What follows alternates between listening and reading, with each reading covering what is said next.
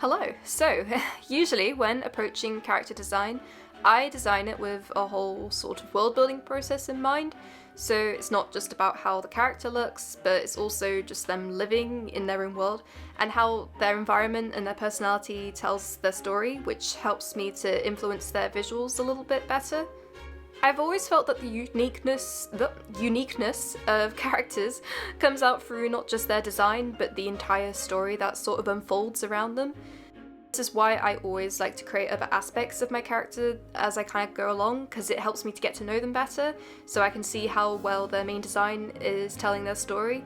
And this is a method I found pretty useful when working on a prompt a while back of designing a wizard character.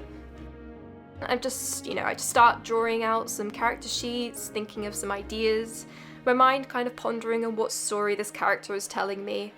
As I was kind of like looking at the designs, they had that feeling of fun and playfulness to them, which was kind of striking me as someone who is not actually, already a highly skilled wizard, but who is like trying very hard to be seen as one.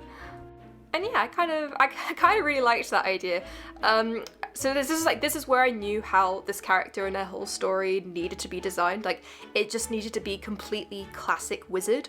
So everything you'd typically expect to find a wizard having, nothing, no design was like sort of too inventive or unique, just everything you'd kind of expect, like the standard pointed hat and robes, the wand, wizard tower, magical books, furniture, just everything you'd find, as if this character just opened up a book of like a wizard and was like, that's what I'm gonna do. And they just copied everything that they saw in the book. I just kind of really loved that idea, and it just felt really fun and sweet to me. So even though I had like this idea, I knew exactly what this character's personality was going to be, sometimes it doesn't mean that I can still fully finalize a character design. I still find it a little bit hard to envision. So this is where I start to sometimes think about other aspects of them. So, like where they live and everything, this can just really help tell what type of person they are. So of course I went for the standard wizard tower design. So nothing too creative. I kind of wanted it to have that classic look to it. But I did sort of make the roof and windows slightly resemble the hat and the cat ears, which I felt was quite a nice visual tie-in with the character. I did have in mind that this base was built completely by the character themselves. I felt like that would be something they would want to do. And so I felt that they would choose a location that would be quite isolated and mysterious, being on like a small island in the middle of a lake, only accessed by their boat. So I just kind of like the idea that they read this in a story, like of a wizard living in a place like this, and they built it to be sort of exactly like you would see it in the books. The interior is very cozy and cluttered, like books and items just everywhere, and like loads of pictures and paintings on the wall. A couple of classic magical visuals that I had in mind of like floating books, magical mirror, and just constellations and star visuals like everywhere. And I did do a quick blender model of this, of like kind of what the exterior would look like and then what the interior looks like. And I really liked how it sort of ended up. It felt very small, a little bit cramped, but I felt that kind of worked quite nicely to get that kind of cozy atmosphere in it. Did some kind of like play around with like the lighting and everything, and I've just sort of used this to help me visualize what this character would kind of like put in there as well, what their furniture would look like. And yes, I was pretty happy with how the result turned out. I've always loved to sort of practice Blender a little bit more, so I found this pretty good experience. I thought about a couple of props I could use to show the characters, like just their intrigue and their passion about becoming a wizard, but which still has that slight feeling of inexperience and not being exactly the best at magic, but always trying their hardest at it. But I did sort of want to balance this out a bit, because as I kind of like deliberated, like as I thought about it, I didn't want this to be a character that is always bad at magic.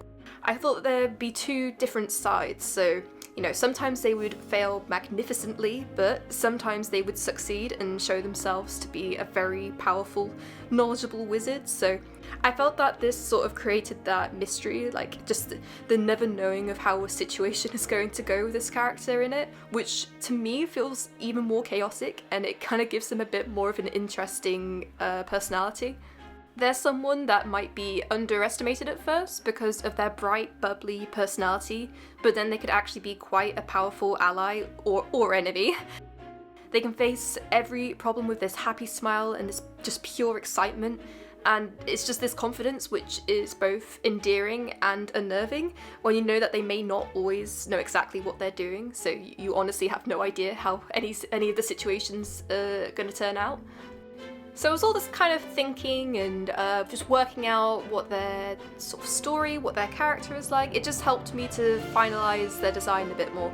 So at first, my first design was, I feel, a bit too overwhelming, so I kind of had this idea of the robes being all ripped and stitched together, you know, as if haphazardly made by the character themselves to resemble, you know, their favourite wizard.